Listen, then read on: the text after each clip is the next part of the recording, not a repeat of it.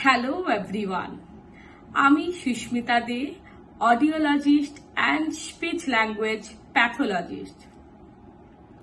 আজকের আলোচ্য বিষয় হচ্ছে স্বাভাবিক বৃদ্ধি হওয়া বাচ্চা 1.5 থেকে 2 বছর বয়সের পর সে যদি ফোন ইউজ করে থাকে তাহলে তার অটিজম স্পেকট্রাম ডিসঅর্ডার অথবা অ্যাটেনশন ডেফিসিয়েন্ট হাইপার অ্যাক্টিভ ডিসঅর্ডারে কোনো সিমটমস গ্রো করতে পারে কি পারে না।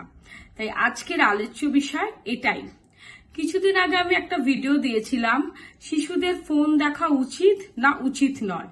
তো সেই ভিডিওটা দেখেই আমার কাছে প্রশ্ন উঠে এসেছে যে স্বাভাবিক বৃদ্ধি হওয়া বাচ্চা 2 বছর বয়স অথবা 1.5 বছর বয়স সে যদি ফোন দেখে তাহলে তার কথা বলার ঘাটতি বা অ্যাটেনশন মনোযোগের অভাব ঘটতে পারে না পারে না।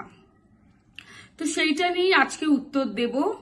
আজকের উত্তর এটাই হচ্ছে যে স্বাভাবিক বৃদ্ধি হওয়া বাচ্চা সে যদি ফোন দেখে তাহলে তার ঘাটতি হলেও হতে পারে, আবার নাও হতে পারে।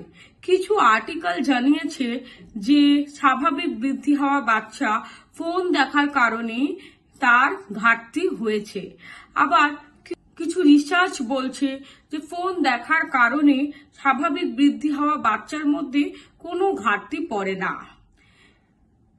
তাই অথচ ইন্ডিয়ান কালচারের কেস স্টাডিতে দেখা যাচ্ছে যে স্বাভাবিক বৃদ্ধি হওয়া বাচ্চার মধ্যে তার ফোন দেখার কারণে সে কথা ভুলতে শুরু করেছে বা আচরণ ব্যবহার ভুলতে শুরু করেছে। তো সেই জন্য অ্যাজ এ স্পিচ থেরাপিস্ট এটাই বলা যেতে পারে ফোনটা ইউজ না করাই ভালো। 3 থেকে 3.5 বছরের পরে যদি কেউ ফোন দেখে থাকে তাহলে ঠিক আছে, কিন্তু তবুও সেটা ব্যবহার না করাই ভালো। ভিডিওটা ভালো লাগলে লাইক করবেন, কমেন্ট করে জানাতে পারেন। আরো নতুন নতুন ভিডিও পেতে চ্যানেলটা সাবস্ক্রাইব করে দেবেন। নমস্কার।